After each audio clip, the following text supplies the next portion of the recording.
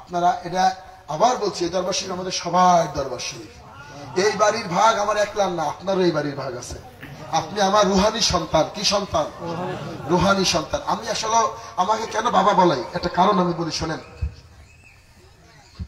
পীরের চরিত্র হবে, এই যে কালকে আমার ছাত্ররা আসছিল, দেখছেন কিনা আপনারা?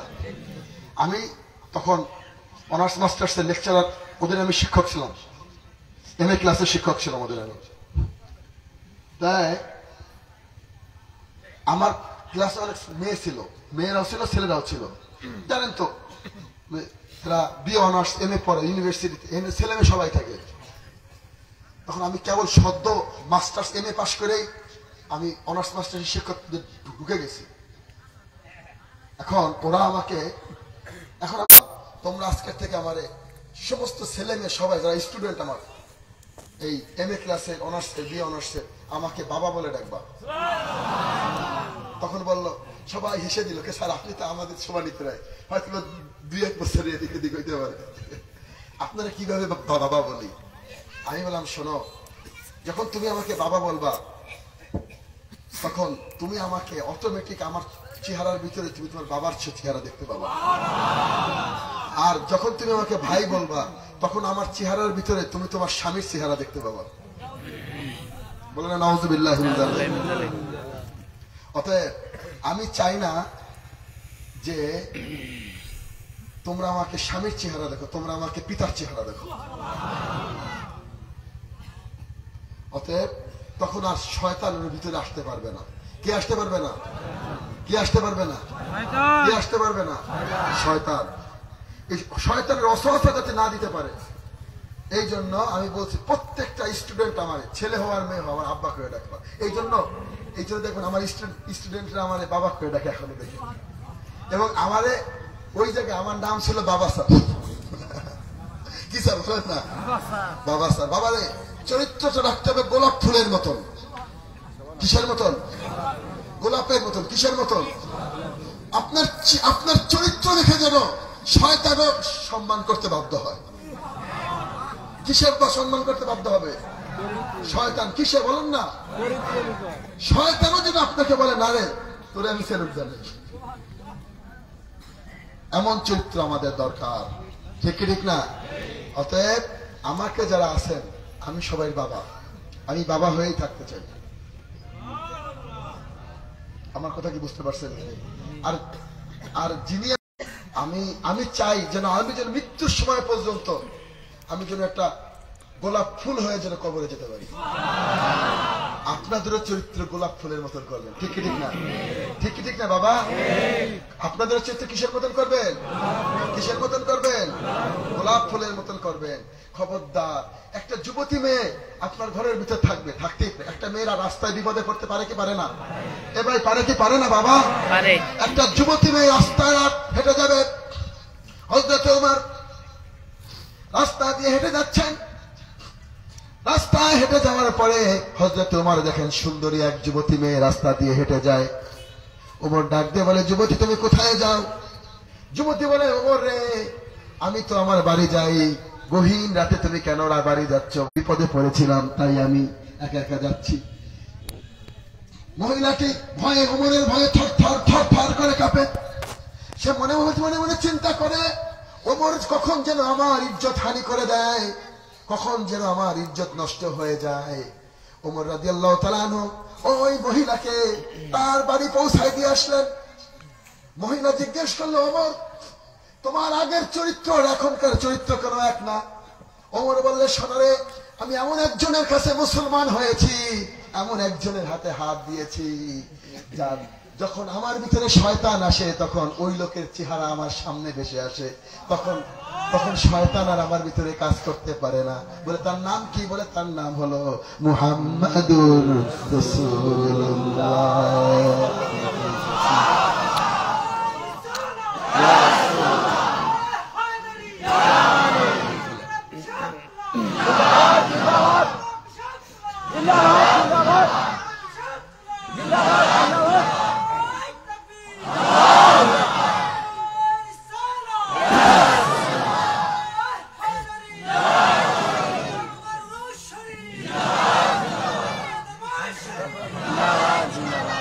বাবার আমার, এই যে কথাটা আমি বলছি সেটা হলো একটা যুবতী মেয়ে উলঙ্গ হয়ে থাকবে আপনার সামনে, কিন্তু আপনার শরীর একটা লোম পর্যন্ত নড়বে না, তাহলে আপনি মুমিন হয়ে গেলেন। কি হইলেন? আর এই জন্য গতকালকে সূরা ইয়াসিনের তাফসীরে বলছিলাম, যার কলবিয়তের ফায়েজ নাই সে যতই আল্লাহ আল্লাহ করুক, মনে করতে হবে ওর ভিতরে ঈমান ঢোকে নাই। কে বলছেন এই কথাটা? স্বয়ং আল্লাহ। কে বলছেন? স্বয়ং কে? আল্লাহ। এই জন্য দেখবেন যে অনেক সময় মানুষের দ্বারা এই চরিত্রহানি ঘটে। দেখবেন যে বড় বড় বাড়িওয়ালা মানুষ চরিত্রহানি ঘটায় ফেলেছে। আমার কথা কি বুঝতে পারছেন কি পারেন নাই? দেখবেন বড় বড় হুজুর চরিত্র নষ্ট করে ফেলাইছে। দেখবেন যে বড় বড় হুজুর বাড়িওয়ালা মানুষ নিজের মেয়ের সাথে অনৈতিক কাজ করছে। করে কি করে না? ইন্টারনেটে দেখেন, সার্চ দিলেই পেয়ে যাবেন। কি করে কি করে না? কারণ সে তার কলমের ভিতরে কলবিয়তের ফায়েজ ঢোকে নাই, শয়তান দিয়ে বসে রয়েছে। এই জন্য হক্কানি পীরের হাতে হাত দেবেন। কিসের হাতে হাত দেবেন? হক্কানি পীরের হাতে হাত দেবেন। মনে রাখবেন, আপনি দুনিয়াতেও বাঁচলেন, আখিরাতেও বাঁচলেন। কথা কি বুঝতেছেন নাকি? বাবা মেয়ের সাথে অনৈতিক কাজ করে না? ইন্টারনেটে আছে, অভাব নাই। আপনি ইউটিউবে সার্চ দিলেই পেয়ে যাবেন। দেখবেন একের পর এক আসতেছে। আমার কথা কি বুঝতে পারছেন কি পারেন নাই? ইন্ডিয়াতে অভাব নাই, বাংলাদেশে হইতেছে। ইন্ডিয়াতে অভাব নেই। নাউযুবিল্লাহি মিন যালিক। আর একটু ধরে বলুন নাউযুবিল্লাহ। এই ফায়েজ যার ভিতরে থাকবে, শয়তান তাকে ধোঁকা দিতে পারে না। এই ফায়েজ নিয়ে যাবেন। আমার সাথে জীবনে দেখা হইতেও পারে, নাও হইতে পারে। আজকে কথা বলতেছি, আগামী পরশুদিন ঢাকা, আর 2-3 দিন পরে লন্ডন, এরপরে কবে আবার 1 বছর 2 বছর 3 বছর পরে আবার এই সময়টা বলবো। আল্লাহ। এই জন্য এখন থেকে ফায়েজ করবেন এবং কখনো এই পথ থেকে দূরে সরবেন না। কখনো কি করবেন না? এই পথ থেকে দূরে সরবেন। মানুষ অনেকে বদনাম করতে পারে। হ্যাঁ, কেউ যদি বদনাম করে, বলবেন আমাদের পিসাব আসলে তার সাথে কথা বলবো। একটা কথা ওখানে বলবেন। কি বলবেন বলেন তো? আমাদের পিসাব, আমার বাবা জান আসবেন, পিসাব কেবলা, তিনার সাথে তুমি যত আরবি পড়ো, কত ইংরেজি পড়ো, যা পারো তুমি তার সাথে কথা কি বুঝছেন নাকি? তুমি যা পারো, যত আরবি পড়ো, যত ইংরেজি পারো, তুমি তার সাথে যে বুঝো, তুমি আমার সাথে বুঝার দরকার নাই। তিনি আমাকে মানা করছেন। আমার কথা কি বুঝতে পারছেন কি পারেন? আপনারা কোনোদিন কারোর সাথে ঝগড়া করবেন, কোনোদিন কারোর সাথে ঝগড়া করবেন না। এমনও হইতে পারে আগামী ওরস শরীফ এই জায়গায় না হয়ে আমাদের একটা দেখা গেল ওই 4-5 বিঘে বুয়ের ভিতরে, জমির ভিতরে হইতে পারে। কথা কি বুঝতে পারছেন নাকি? দেখা গেল আগামী ওরস শরীফ এই জায়গায় হলো না, কিন্তু আমাকে তো আপনারা চিনেন। আমি কে চিনেন কি চিনেন না? আমি হলো ফেস ভ্যালু। কি ভ্যালু? Face value. অর্থাৎ আমি যদি ওই পাথরের ভিতরেও ওরস শরীফ করি, তাও তো আপনারা যাবেন কি যাবেন না? দেখা গেল 5 বিঘে জমি নিয়ে ওই পাথরের ভিতরে আমরা ওরস শরীফ করলাম। আপনারা আমার কথা বুঝতে পারছেন কি পারেন নাই? দেখা গেল ওই হিন্দু জায়গার ভিতরে 10 বিঘে জমি কিনে আমরা এরিয়া দিয়ে আমরা ওরস শরীফ করলাম। করা লাগতেই পারে। পারে কি পারে না? পারে কি পারে না? পারে। আপনারা তো আমাকে চিনেন যে আমি কে। ঠিক না? ঠিক, এটাই সত্য কথা। অতএব আপনারা যারা আছেন, এই তরিকা ধরে রাখবেন। এই তরিকা আমার না, এই তরিকা আপনাদের সবাই। আপনারা প্রত্যেকে একজন কালীনগরের পীর সাহেব। আপনারা প্রত্যেকে একজন কালীনগরের পীর সাহেব। আপনাদের এই তরিকা, আপনাদের এই তরিকা, আপনারা বাড়ি আসবেন, লক্ষ্য রাখবেন। আপনারা যদি কেউ যদি অন্যায় করে, এখানে কারো প্রায়োরিটি নাই, সবাই সমান। দেখেন না, আপনাদের সাথে এক কাঁধে বসে ওই মাটির সাথে আমি বসে খাই কি খাই না? আপনারা আমার চাকর না, আপনারা আমার গোলাম না, আপনারা আমার রুহানি সন্তান।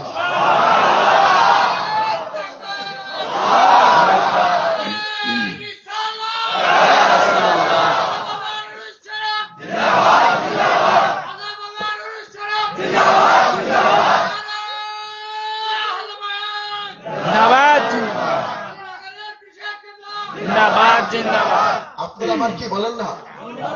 আপনারা আমার সন্তান, আপনারা এদিকে চাকর না, কি না বলেন না? চাকর না। আমার কথা মনে রাখবেন, এইগুলো আমি পছন্দ করি না। আমার কোরআন শরীফে হাদিস শরীফে যা আছে আমি তাই পছন্দ করি। আল্লাহ বলতেছেন বিসমিল্লাহির রহমানির রহিম, ইয়ামা নাদউ কুল্লু নাসিম বিইমামিহিম, কিয়ামতের দিন প্রত্যেকের পীরের নাম ধরে তার মুরিদকে আমি ডাক দেব। এই অমুক পীরের মুরিদ আসো, ইয়ামা নাদউ কুল্লু নাসিম বিইমামিহিম, পীরের নাম ধরে আল্লাহ তার মুরিদকে ডাক দেবেন। তাহলে পরে পীরের নাম কিয়ামতের ময়দানে নেবে আল্লাহ। কথা কি বুঝতে পারছেন নাকি? অতএব বোঝা যায় পীর আল্লাহ চেনে। কে চেনে? কে চেনে পীরকে? কে চেনে?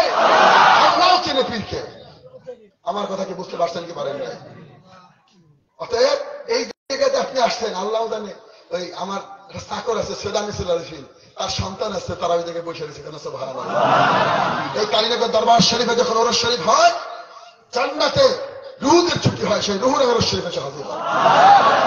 এমন দরবার। আবার কথা বুঝতে পারছেন কি পারেন নাই? কেমন দরবার? এমন দরবার যার সাথে আরশে মহল্লার সাথে সম্পর্ক। কিসের সাথে সম্পর্ক?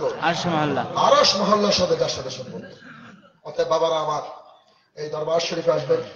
এই আমি থাকি আর না থাকি, আপনারা দরবার শরীফে, দরবার শরীফের একটা নাম্বার আছে, সেই নাম্বারটা নিয়ে নেবেন। মানে পুরুষদের নাম্বার আলাদা, মহিলাদের নাম্বার আলাদা। পুরুষরা পুরুষের নাম্বারে কল দেবেন, মহিলারা মহিলা নাম্বারে কল দেবেন। এবং মহিলাদের চিকিৎসার জন্য মহিলারা চিকিৎসা করবে, আলাদা ভিতরে আছে। পুরুষের চিকিৎসা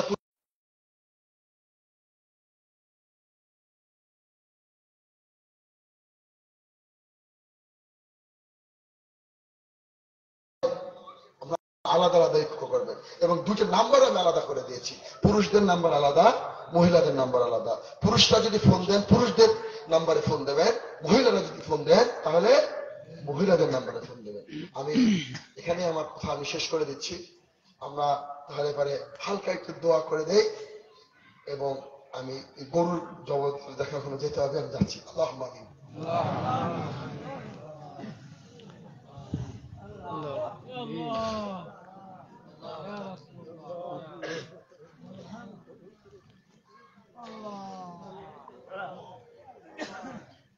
আমিন।